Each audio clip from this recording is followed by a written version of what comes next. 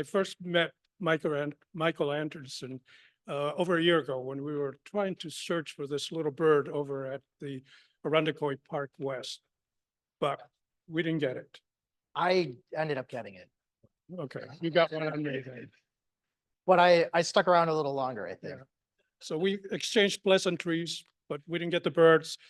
Sometime later, I encountered Michael at the West Spit, and we had a proper introduction and exchanged business cards, and led me to make a formal invitation to speak for you tonight. Michael received his bachelor degree in environmental studies from Binghamton University and his master's degree in environmental interpretation from the University of New York College of Environmental Science and Forestry in Syracuse. For over 15 years, he worked as an environmental educator at Reinstein Woods Nature Preserve in Buffalo. And currently he is an environmental educator with the New York State Parks and Niagara Falls. Most recently, he took a trip to the Rio Grande Valley in Texas and recorded many live birds, which will be part of his presentation. Please welcome Michael Anderson. Thanks, David. Is my sound picking up okay on there? All right. All right. So yes, my name is Mike Adriaansen. I actually work at Evangola State Park now, a smaller park south of Buffalo, if any of you have ever ventured there before. And actually, I was listening to some of the really cool field trips that you have scheduled. I've been to a lot of those places very, very recently. Last weekend, I was at Montezuma. Today, this morning, I was at Ganondagan. Tomorrow, I'm going to Hamlin Beach. And then probably in the next week, I'll be at Iroquois. So it seems like we're tracing the same routes there. But I've been a lifelong naturalist. I love the outdoors. I love nature, and I love sharing that with people. I've been a professional environmental educator for more than 20 years. Most of that was with the New York State Department of Environmental Conservation at Reinstein Woods, and just recently moved to New York State Parks. I've always loved insects. I've always loved reptiles and amphibians. It wasn't until about 6 years ago, some of the friends that I hang out with love birding, and I finally kind of became a birder. So I joined eBird and did all that stuff. Yeah, I think in Erie County this year, I have like 194 birds and maybe 240 in those 6 years. Any other eBirders here? Who's the highest eBirder in the room right now for Monroe County? Oh yeah? How many birds? Life total. Wow. Well, that's amazing. Excellent. So maybe one day I'll be there. Right now in Erie or in Monroe County, I think I have like 114, but I only live here for a weekend here and there. I grew up in Rochester, in Charlotte, so I come back to see my parents, and that's why I bumped into David a couple times. But so I took a trip to Texas. Who's been to the Rio Grande Valley before? A lot of people. Okay, more than half of people. So I loved Texas. I love the people. I love the birds. The habitats were really cool. So I wanted to sort of compare some of the things that you might find in Texas with New York and how the land is managed in those two places as it relates to birding, and focusing on some of the important flyways that birds follow during their migration. So that's sort of what this presentation will be about. I have some videos that I'll share with you that I took when I was down in the Rio Grande Valley. So yeah. All right, so looking at some of the states, some of the highest numbers of birds that you're going to find are going to be in Texas. New York's not really that far behind, okay? So like 672 birds documented in Texas, 492 in New York. So pretty important birding spots. Where are we going to find birds? What do you notice about this sort of heat chart of where the birds are? What's that? Mostly coastal, right?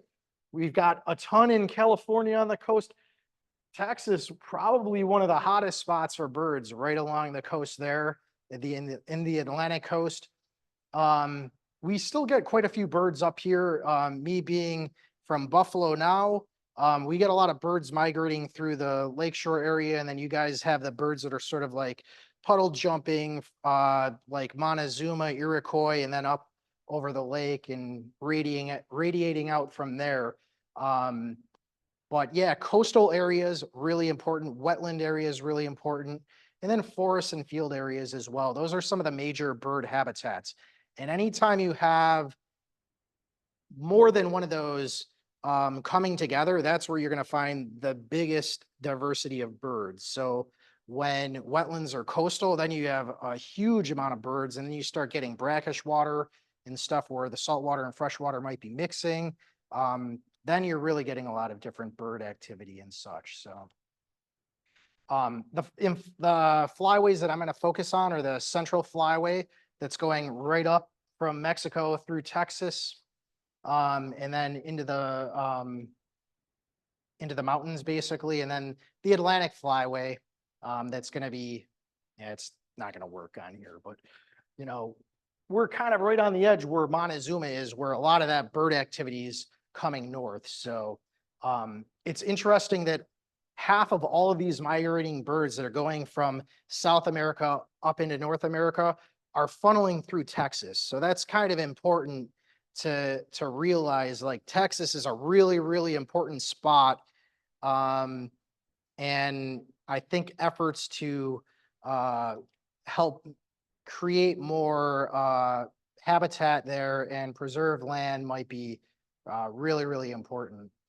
I just stumbled upon this the other day. Has anyone ever seen this before? It's sort of a migration map that the Audubon Society put out, and it's interactive, so you can click on like the land birds, and then this is showing you like where all the like songbirds and stuff are migrating from. So I can't really see from my angle, but a lot of them are funneling around here through Texas. Some of them are just going from the Yucatan Peninsula right up into Louisiana or over to Texas from there. Again, there's a lot of funneling that happens with these birds. So protecting those areas where those high concentrations are super, super important. I just showed a couple more. It's the raptors especially are super concentrated coming up into Mexico. Into the United States. That was pretty striking to me. And then some shorebirds. So my wife loves horses. So in May, we're going to be early May, like May 1st, I think we're going to be down in Assateague Island. Has anyone ever visited there birding? I'm sure it'll be great. I hope a lot of these shorebirds are still there and they haven't left yet, but I'm sure a lot of them have. But she'll be looking at horses. She likes birds too, but I'll be definitely looking for birds while I'm there. But yeah, these are those birds that are going from the Atlantic coast, and you can see it's like a straight line right through Montezuma. So that is like, if you're going to create a refuge anywhere, that is like the perfect spot to have one. So really there was a lot of foresight involved there with the federal government setting that up. So Texas, yeah, again, 672 birds. How many birds do people have on their list in Texas? I'm just curious.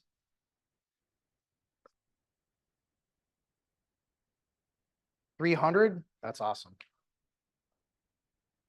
I was only there 5 days, and I think my list is at like 160. So, but it was just amazing to see so many birds, and every unique habitat had their own special birds that you're only going to find there. So that was really awesome. 493 birds occur there regularly. You know, like around here, you'll see avocets and stuff like that once in a great while. But that's not like a regular bird. So that's like a one-off, like maybe once a year if you're lucky, but probably it's more like once every couple years. Yeah. So one thing I found interesting is, of most of those migrating birds, almost 100% of all the migrating birds in the country have been found in Texas. 98.5%. So that's crazy. Just huge bird diversity. I'm sure people know what this bird is, right? I forgot to mention that. That green jay. Yeah. So beautiful bird. I regret not taking more pictures and videos of it because the first day I was there, I saw them like from media away and they were bouncing around and I was just enjoying them. And I was like, oh, I'll see these all over the place. But when we got to the other locations, unfortunately, there was some bird disease or something happening and all their feeders were down. So like I would still see them, but they were up high in a tree, or like in a shrub. And like I see it for a split second. So not a lot of great photo opportunities for them, unfortunately, but I was able to get a couple pictures of that one. The World Birding Centers. So Texas, I think really, they're starting to come around to be like birding's important. There's some ecotourism that can happen here. And they're starting to create these birding centers that there's 9 of them right now. These are the 3, these are not all birding centers. These are just 3 of the 9 that I went to. So I'm going to talk a little bit about those because I've been there. And then these are some of the other sites that I visited that are not birding centers, but are great places to look for birds. So I'll talk about those a little bit. One thing that's kind of unique about those World Birding Centers is it's not a huge wetland complex like Montezuma or Iroquois. Some of these are like Quinta Mazatlan is like basically what you have behind this church. It's tiny. And I found like 45 birds back there in like an hour and a half with my wife. They're just so species rich. And it was just amazing to see that. It's only 20 acres, so very tiny. And a lot of the others are very small, less than 100 acres, most of them. That's what was kind of unique, I thought anyways. So I'll focus a little bit about these a little bit later on. I went to Texas in March, not this past March, the March before. So it was like March 31st. We chose that time because, well, both of us work. My wife actually works at another nature center, Tiff Nature Preserve. So both of us are in the same field. We went to grad school together, so we enjoy the same things and took this awesome trip together. We went to see the whooping cranes. That's why we picked one we did. And we were almost missing them. So they leave like basically the next week, they're flying up north. So we saw them, but we almost didn't see them. Is there any other time of year people have gone? April for the migration, yeah. Yeah, the spring migration peaks April 15th to May 10th. So if you're keen on seeing that, that would be a good time.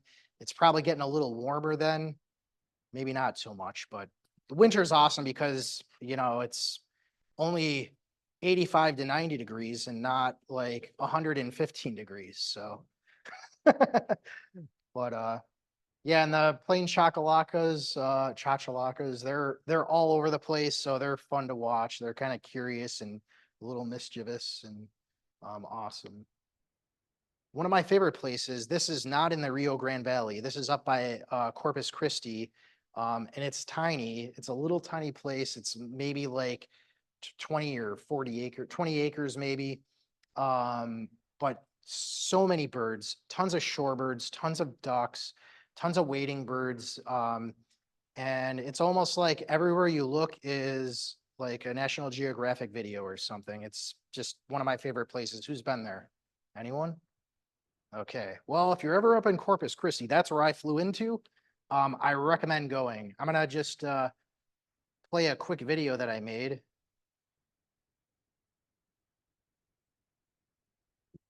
That's not working. Hold on.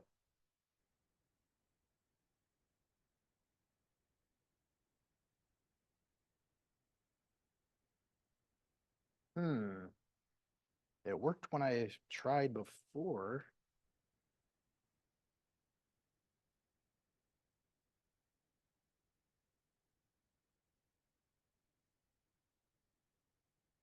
Okay, there we go. Don't look at my crowded computer desktop.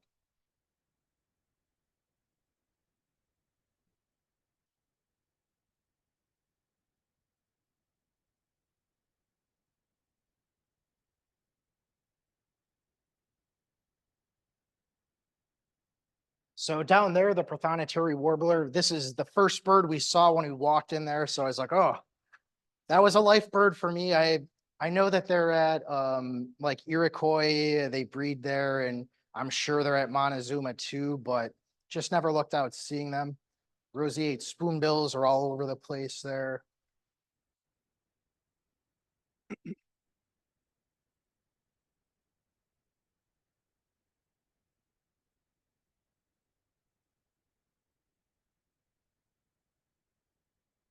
Some shovelers and avocets. So you could kind of see there's a little bit of a platform here. There's just like a couple different boardwalks you could walk on. These were, is it the glossy ibis that's down there? Okay, yeah, these were all glossy ibises. But it's just fun to watch just this clump of birds. They're all hanging out together. Some avocets and blackneck stilts. Just a beautiful bird. Like I could watch that bird all day.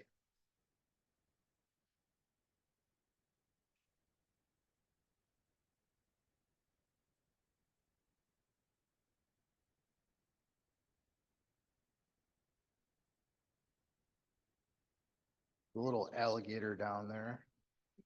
It had a name. I don't remember its name, but it just hung out there.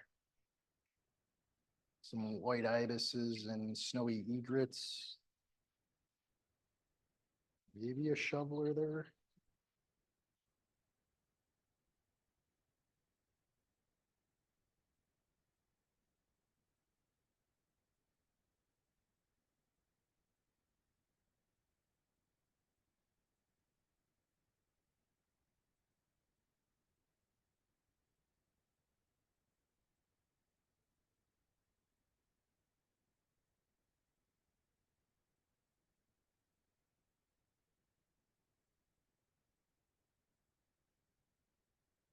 Blackneck stilt. That's blue-winged teal wingman.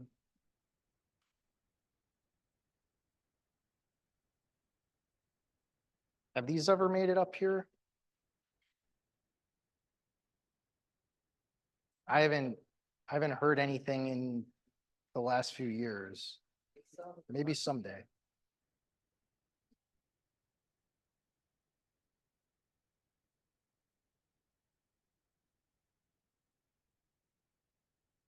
Bicolored heron.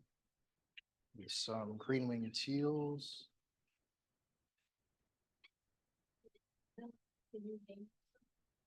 Yeah, that was a tricolored heron, and then the green-winged teals were hanging out there. This is blue-winged teals, green-winged teals at the bottom there. Probably a shoveler right in the middle there with a big, huge beak.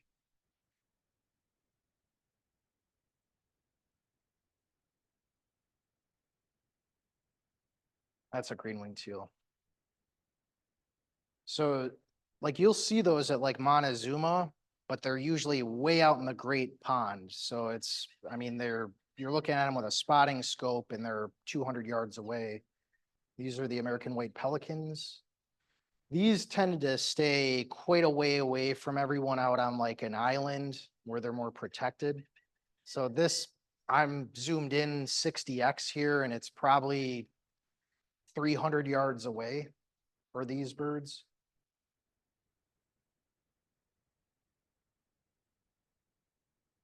That's why it's shaking. Some Dowitchers. I don't recall if these were short billed or long billed.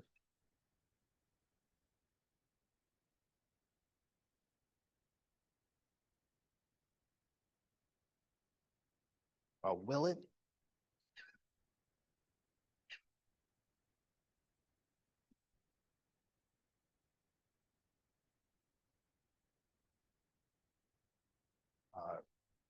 Gallinule.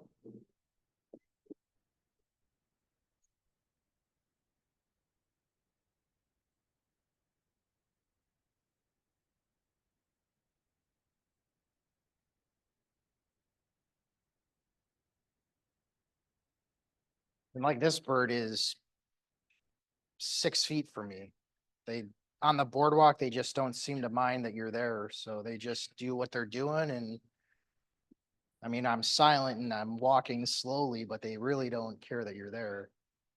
It's a male shoveler there, northern shoveler.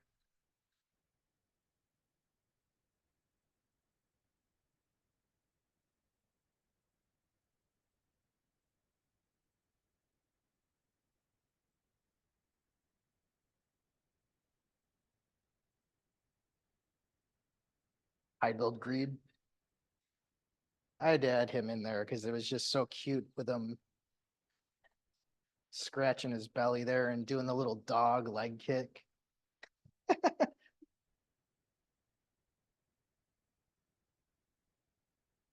Great egret. I think that's the gallinule making that noise. Every so often a bird would get kind of close to the alligator. But it just laid there and didn't seem to even wink. Laughing gulls are one of the more common gulls down there.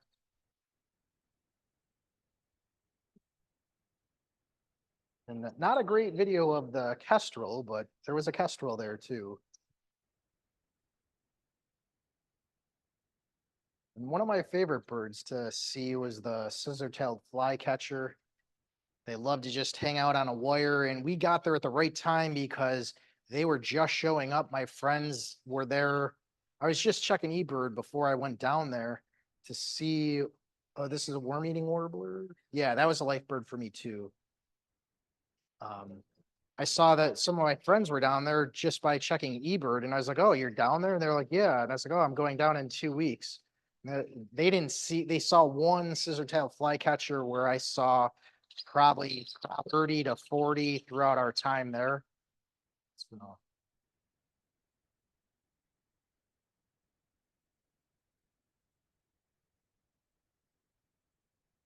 yeah, some of them have some cool personalities and behaviors.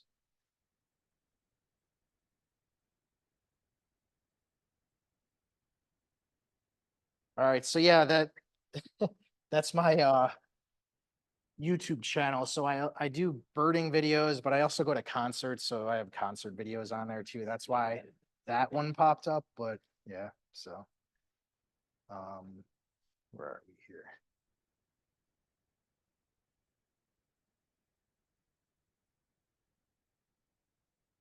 All right. So when we were in Corpus Christi, Goose Island State Park, right near Aransas National Wildlife Refuge. This is like the place to go to find the whooping cranes. We were supposed to go out on a boat to see them. I thought that was the only way you could really see them. And our boat was canceled because it was heavy winds. And then the next day they called and they were like, "Yeah, we have to cancel now. The captain's sick." And I'm like, "I'm not going to see this bird." And so I was like, "All right, well, we checked and they were spotted in the area the day before on eBird." So we were circling around, driving around, and there they were in the center of someone's grazing pasture. So there's like barbed wire fence around it. There's cattle roaming around. And then if you've seen sandhill cranes and you're like, "Whoa, those are big." These are sandhill cranes here.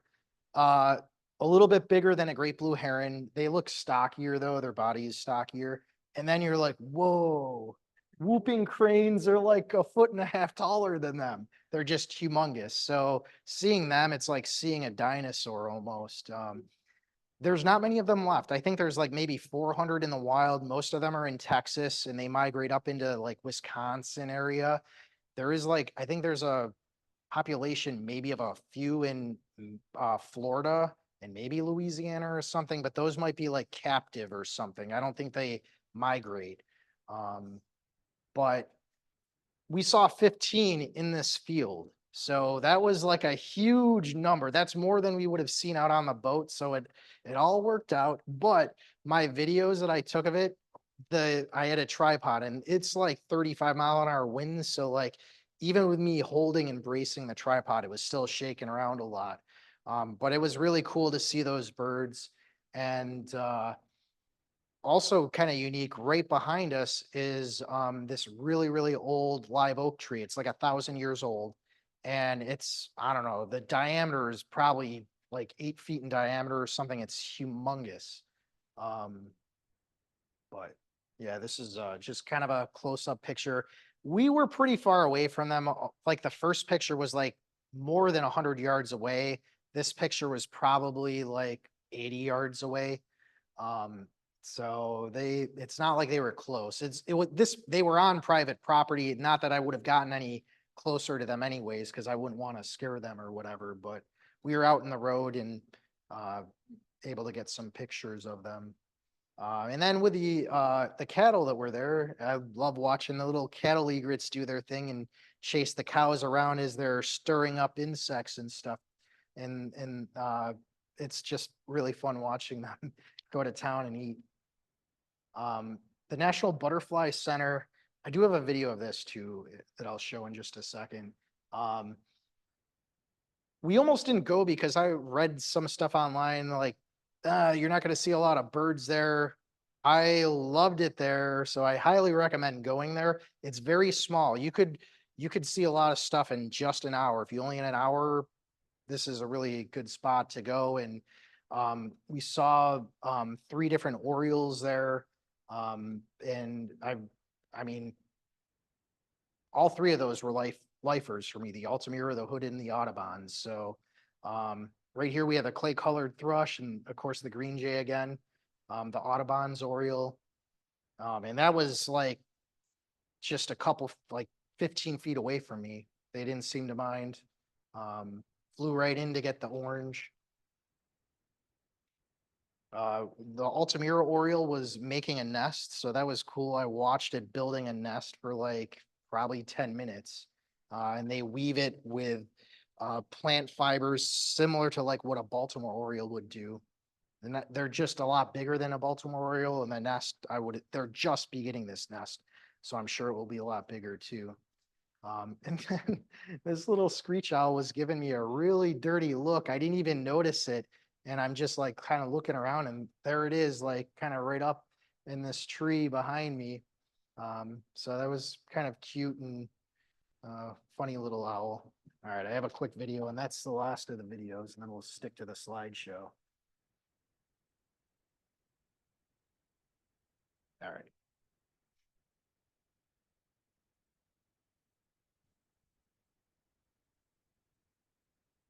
These ones I labeled so I don't have to tell you what they are.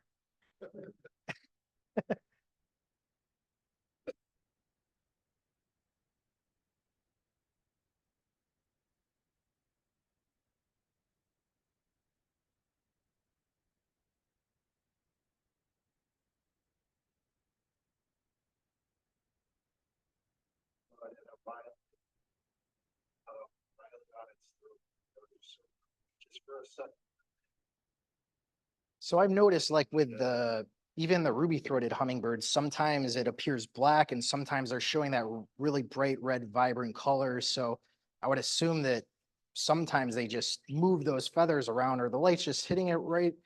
I'm not sure how that works, but that's what happened there. Kingbird just got a little insect to eat. It tended to be pretty windy while we were down there. I don't know if that's normal or not, but there were butterflies there, not too many, but while we were there, I'm sure they are a lot more abundant in the summertime.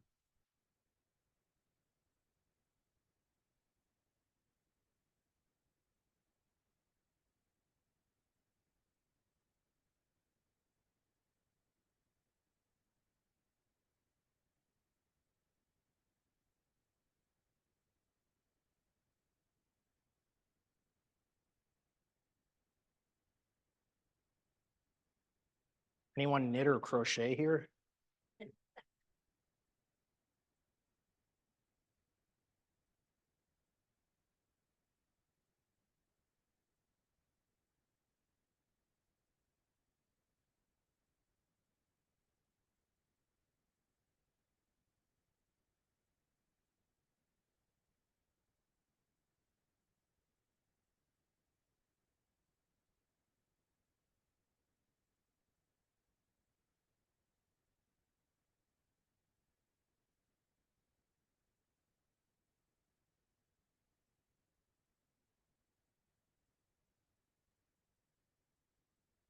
I knew at the time what these fruits were that they're eating, but I can't remember now, but it definitely loved them.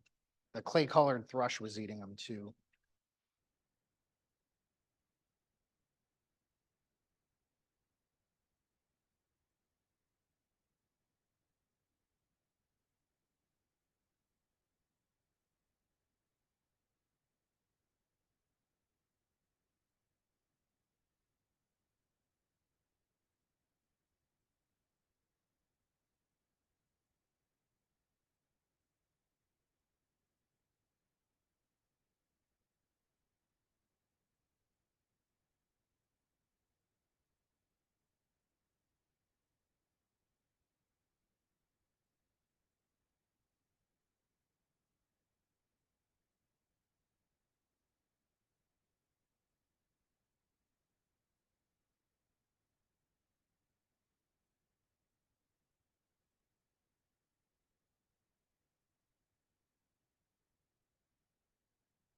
One thing that was cool about this spot too is they sold flowers, native flowers. So, and they were cheap. They were like, this is the garden here that they were selling them out of, and they were only like $6 for a pot of them.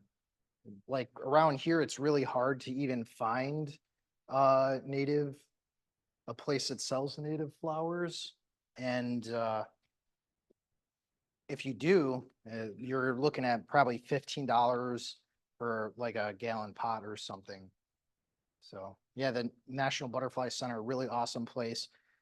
Rio Grande, I'm not pronouncing it right, but probably the premier place to go down there. If you're an excellent birder and you know what you're doing, you're gonna find 90 birds there in 4 hours for sure. I think we found like maybe 60 or something. We go at a slower pace, and we didn't hike around as much as a lot of people that might go there did. But one of the cool birds that I loved watching was the lesser grebe. Is it lesser grebe? Right? Least grebe. Yeah, that's right. More Altamira oriole, yellow crown night heron was pretty common there.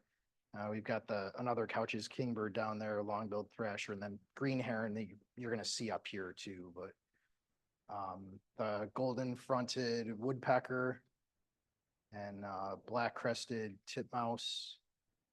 So yeah, a lot of different bird diversity. I didn't take videos here really because you're seeing the birds for a split second. They're bopping around in trees and branches. So taking videos of waterfowl and the wading birds and stuff at the water is just way easier. So that's why I don't really have videos of these birds. We went to Santa Ana. We didn't have a whole lot of luck there. It was very, very hot. We took the tram ride. If you want a bird, do not take the tram ride. I made that mistake. It was really long. We did not see a bird on or hear anything on the tram ride. So that was a mistake. While I was walking around though, we did find a northern beardless tyrannulet. That's not an easy word to say. I'm not sure who named that one, but so that was obviously a life bird and really cool. I love lizards and insects, so there's a lot of that there too. But I think that some of the places we went to was a little more exciting than there. I love Quinta Mazatlan, as I was mentioning before. Very, very small. It's only like 20 acres. It's a mansion that's in the middle of McAllen, maybe. And it was taken over by the town. And it's got like this sort of Spanish revival style inside. This was like a little, like a small room that they would do presentations and that, and they were getting ready for like a monarch butterfly event because the monarchs were going to be migrating down there, or no, up north. Yes, up north. Yeah, I had my wires mixed there for a second. So it was really cool. It has that sort of secret garden type of feel as you're walking around, and a lot of warblers, a lot of other birds. There's a common paraki that was like right on the ground, and found that one without someone standing there pointing right at it, and there it is. So that was kind of cool. They have a lot of sculptures there too. So this was me posing with one of the little snake sculptures. And we met John Brush, we watched YouTube videos before going down there, and he does what we do. He's an environmental educator down there. And I saw him and I was like, John Brush. And he's like, do I know you? I was like, no. So we had to get a picture with him. So kind of a funny dude. And he makes videos and puts them on YouTube too, of like doing environmental education as well. So South Padre Island, this is right on the coast, the Gulf Coast. Another great place. It's very similar to Leona Bell Turnbull, where you're walking on a boardwalk. That's my wife walking by, great blue heron there. But the birds are right next to you and they don't budge. And you could walk the boardwalk right out into the Gulf. And it's brackish water there. I think there was probably reddish egrets there as well. The only thing different about this is Leona Bell Turnbull is mostly birders that are going there. This place, there's going to be birders, but then you're going to get like family because they do alligator feedings there as well. So it has that sort of like carnival feel right next to the building. But while they were feeding the alligators, I was taking pictures and videos of hooded warblers and Louisiana water thrushes and stuff like that. So the great Kiskadee, they're all over down there in the Rio Grande Valley of Texas. And you can feed turtles there, tortoises. We did that. You buy a chunk of lettuce and fed them. This is the place that we stayed. Has anyone else stayed here? Yeah, awesome place. Very cheap. I feel like the room, most of the rooms are like 50 to like $120 for the night. And some of them are the 85 to 120 are 2 bedrooms. So if you're going with other people, or if your group ever went down there, this would be the place to stay because they cater to birders. That's what they're known for. They'll take whole groups out and they have a guide for you. Obviously you have to pay for that. But they offer those services for people. The room, this is like kind of the room we stayed in. There's a bedroom here, there's a bedroom there. And a living area. There's a kitchen off to the right over here. So, I mean, it's got everything you need if you were staying there for a week or longer or whatever. We were just there for 3 nights, but, and then there's a common area downstairs and this is just a portion of the tables. There's a bunch of tables behind me. There's like a full kitchen. There's a refrigerator with tons of different food and you take whatever you want. They've got coolers. You could throw drinks in the cooler and food to take out that day. So really cool that they have that stuff there for people. Highly recommend it. He did give me a discount when he found out that we were environmental educators and he was like, I'm going to give you a discount because you'll pass on the word someday or bring a group down there as a guide or something. And I was like, okay, so I'm doing my part.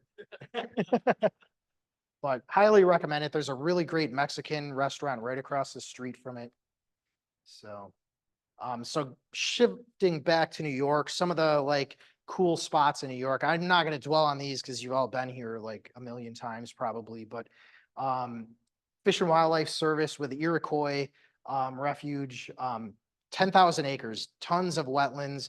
They manage it for the waterfowl that are migrating through and then the special species that are going to be sticking around there.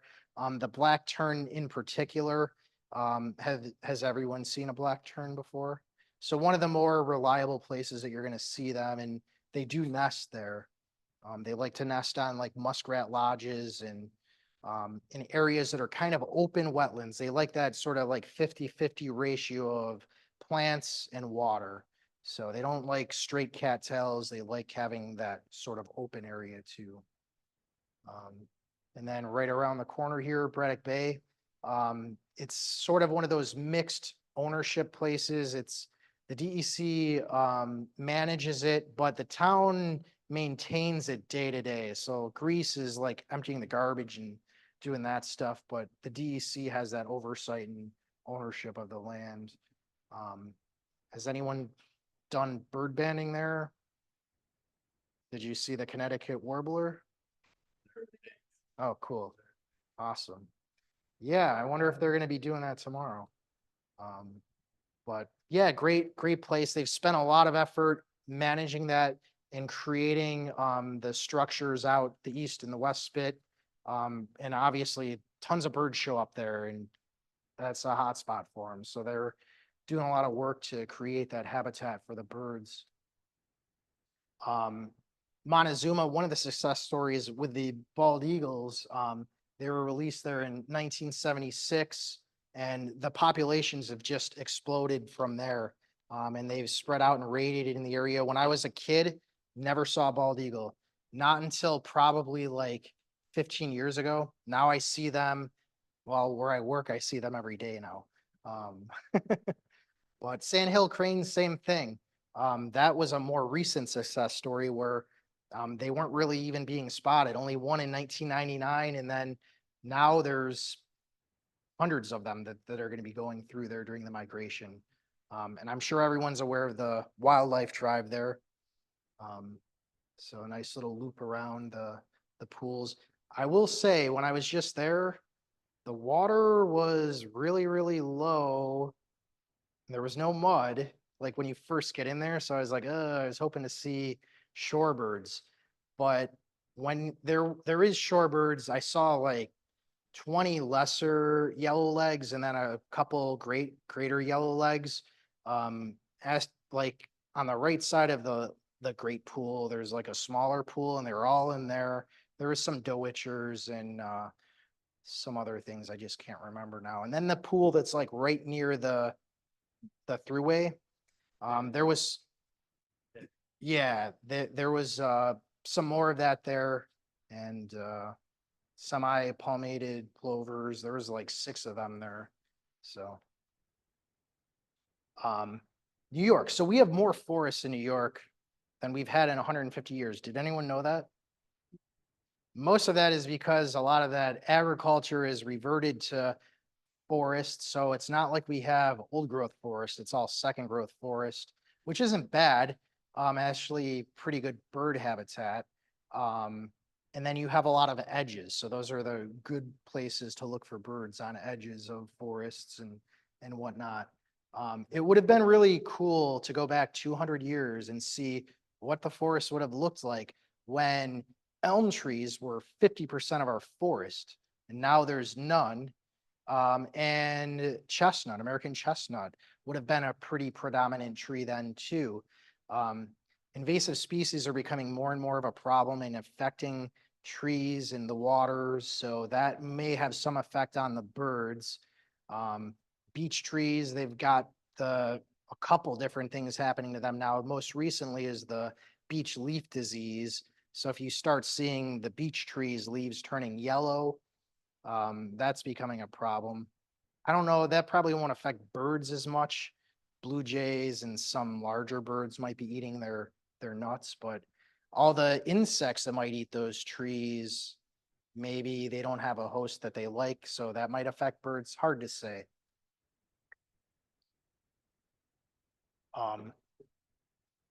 So yeah, Texas is a lot more arid. They still have quite a bit of forests. This is not all, both of these, it's not all public land. A lot of it's private land. So that could vanish at any time, most of that. But as it is right now, 37% of Texas is forested. Kind of comparing the amount of land that's protected, New York, even though it's a lot smaller than Texas, has more protected land than Texas, which is a little shocking. But you know, we have the Adirondacks, which amounts for like a lot of our protected land. So were it not for New York City and us protecting the forested area for that watershed to have clean drinking water for New York City way back when, we probably would have been a lot more like Texas today. So has anyone heard about the 30 by 30% protected land by 2030? I kind of forgot about that until I was like doing a little research in this, and then I remembered. So our governor sort of agreed to what the federal government was proposing with this. 30% of New York is hopefully going to be protected by 2030. So we have to protect 10% more than we already have, which seems really, really difficult. So I'm not sure how that will be accomplished, but you know, it's good to have high hopes and some optimism, but I think that we're heading in the right track. All the time, there's more land that's being purchased and a lot more people that are doing land easements in New York State especially. So did you have a question or?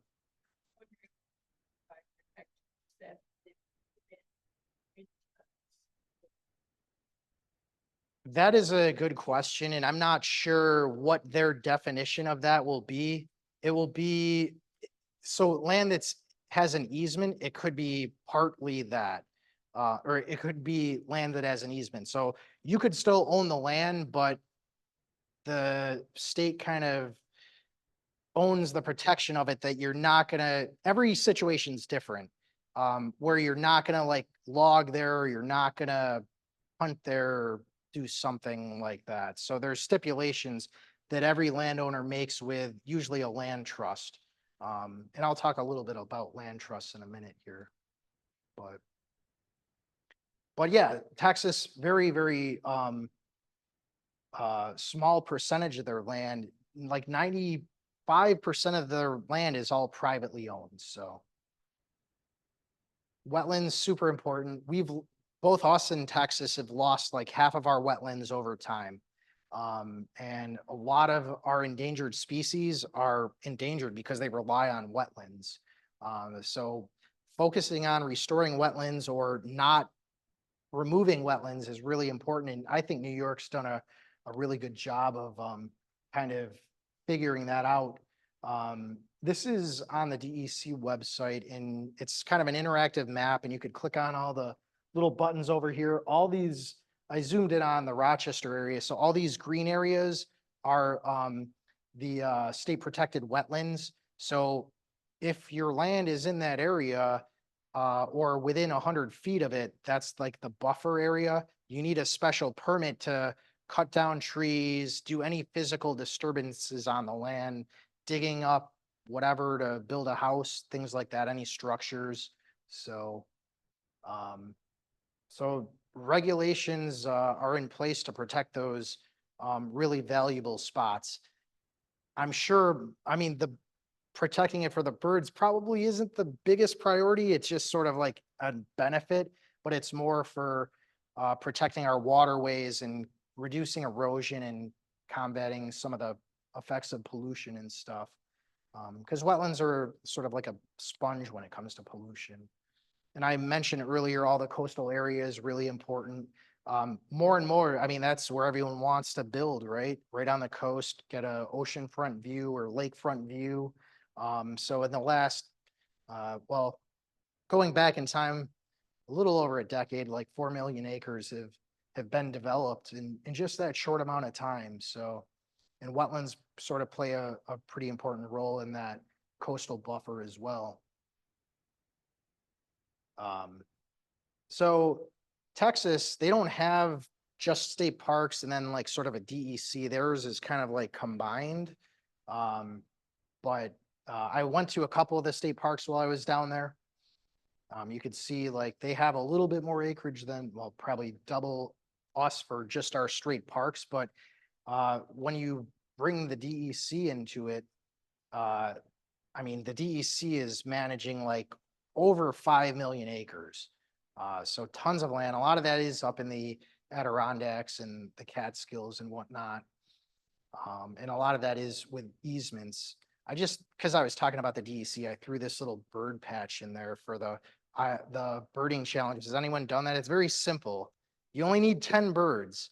You fill out a form, you mail it away, and then you get a cool little patch. They do a new patch every year.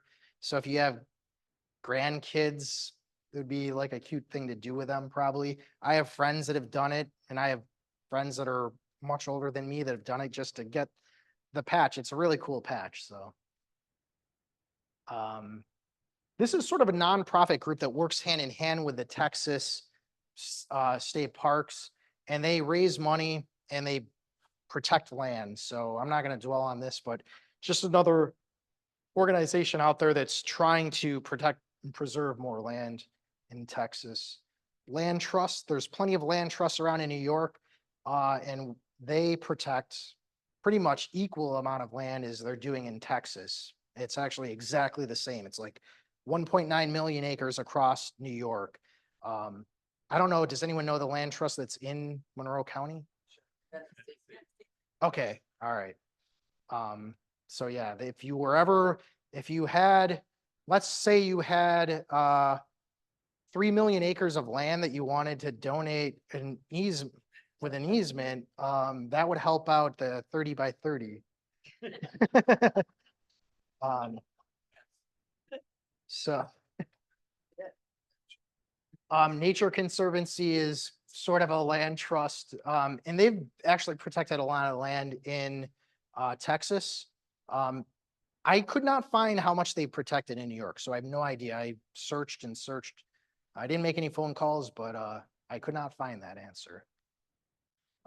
Where I am in Western New York, so the Western New York Land Conservancy, they're, kind of small amount of land that they're protecting, only 7,000 acres, but they're proposing this wildway that kind of connects all of the state parks and public lands that are in the area, and they're trying to get easements on land to have this sort of wildlife corridor that's connecting all of these things that would be helpful during bird migrations, and then also just animal movements and stuff.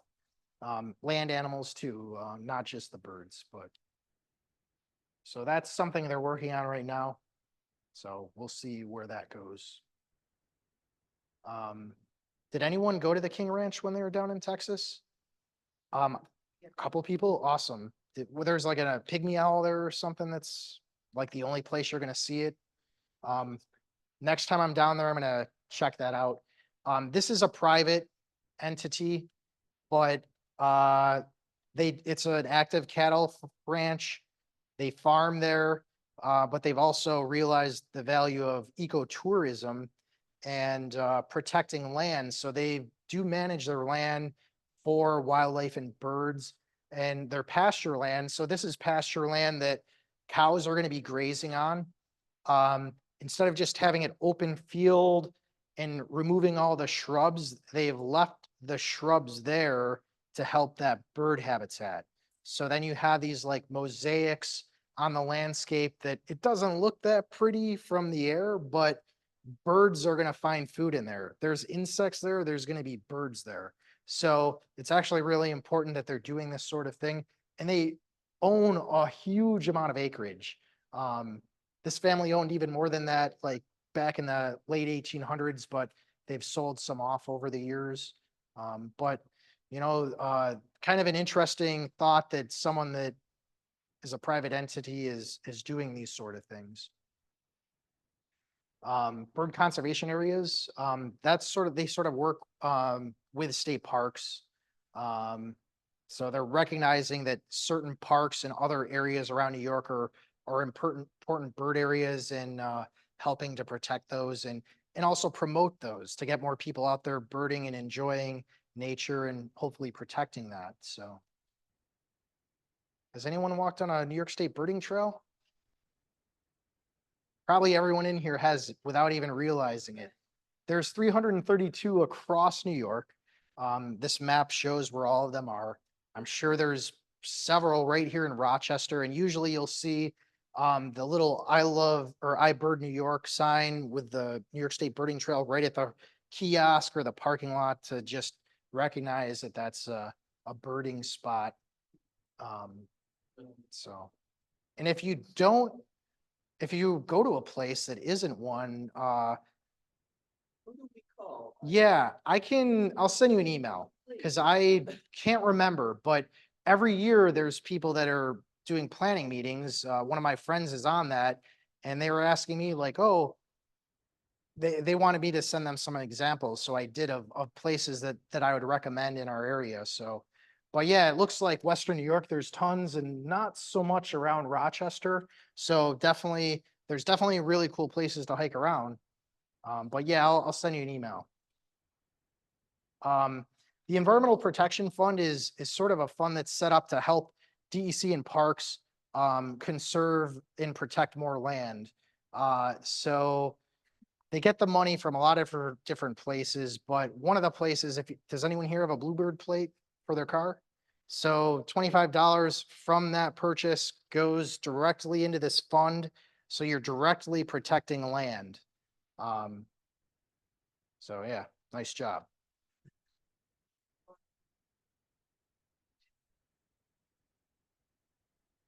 I was just in Cleveland, so this is why this picture's here. And did some birding along the lake shore there. Saw some cool warblers, and it was, I don't know, there was probably 20 birders there, so it was awesome. I was the only one that probably wasn't retired that was there because it was like on a Wednesday morning. But yeah, I had a lot of fun in Cleveland. But anyways, in my opinion, the biggest threats to birds right now is going to be habitat loss, especially when it comes to wetlands or coastal areas. Deforestation, not really too much of a thing in New York because we're just adding more forests all the time, it seems like. Invasive species is also another big thing, from them invading waterways and outcompeting our native plants. That's food for the insects and other wildlife that lives here. And, you know, birds may not be eating that. The insects aren't going to be eating it potentially. So there's going to be less insects. Anytime you have less insects, there's going to be less birds. Trees, the emerald ash borer, like we've seen that happen so quickly. All our ash trees mostly are gone. Now we've got these little tiny shoots of them coming up, and they get to be like 3-4 inches around, and then they're infested again and die off. So that's probably going to be like sort of an endless cycle of them dying and growing and dying and growing. So that's unfortunate. And then the hemlock woolly adelgid, affecting the hemlock trees is becoming an issue more locally. So pesticide use definitely can have an effect. Outdoor cats, huge effect on songbirds especially. They kill tons and tons of songbirds every year. And then collisions from windows and stuff like that, vehicles is a problem. And climate change likely will have more and more impacts when it comes to birds in the future. So ecological triage is something that sort of a concept where you're protecting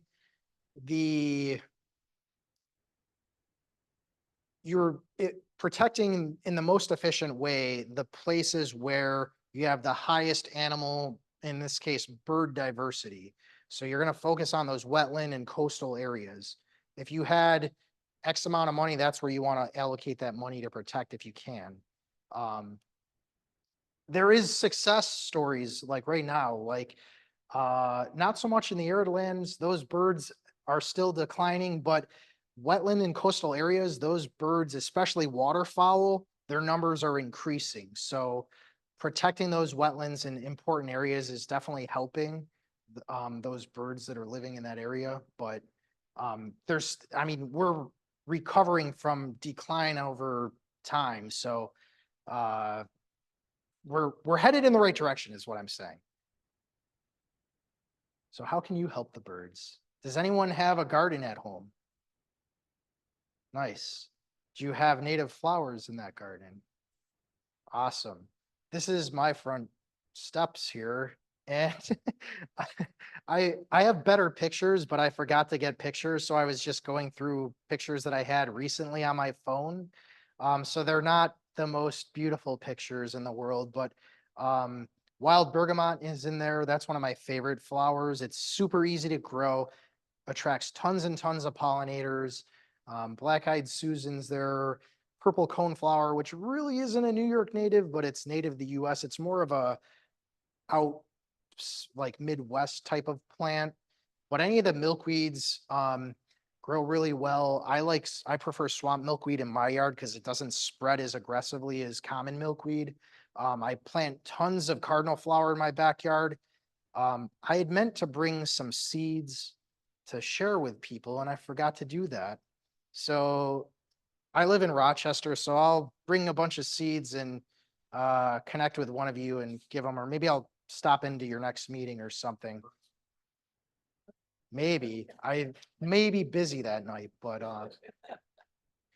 and then another easy thing that we can do is when the fall leaves hit the ground, instead of bringing them out to the curb, rake them into your garden and let them sit there because that's habitat for insects, which is habitat for birds and food for birds. So it's important to leave those resources there in your yard if you want to attract more birds to your yard. And another thing we could do is when we're chasing birds, carpool if you can. So thank you. This is my YouTube channel. If anyone was ever interested in watching some of my videos, some of them are just birds in action. Some of them are me narrating birds or insects or any cool nature stuff. And if you like live metal concerts, you also might even like my channel even more, but so yeah, if anyone has any questions, I'd be more than happy to answer those.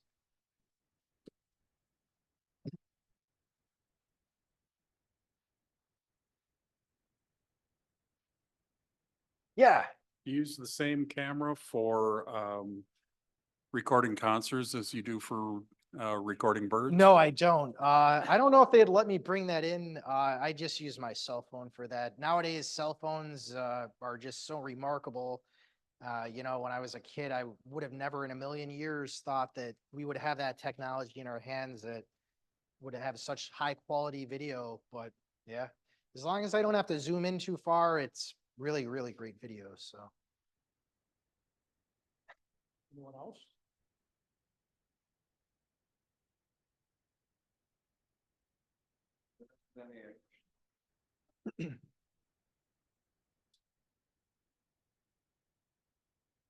Thank you very much, Michael. Yeah, well, thanks for having me.